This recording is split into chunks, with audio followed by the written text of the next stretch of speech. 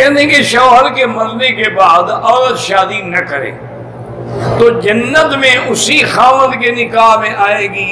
लेकिन अगर औरत खामद के साथ न रहना चाहे दूसरी शादी कर लेना। न रहना चाहेगा क्या मतलब? दूसरी शादी भी नहीं कर रही, उसी के निकाह में बैठी हुई है, तो न रहने का क्या मतलब है?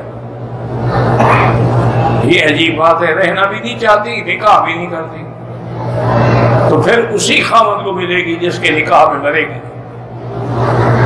जब उसने दूसरी शादी ही नहीं की, दूसरा निकाह ही नहीं किया, तो उसका खामद वही पहला है। बाकी वो क़यामत में बुग़्ज़ होगा ही नहीं, अल्लाह दिलों से बुग़्ज़ निकाल देंगे।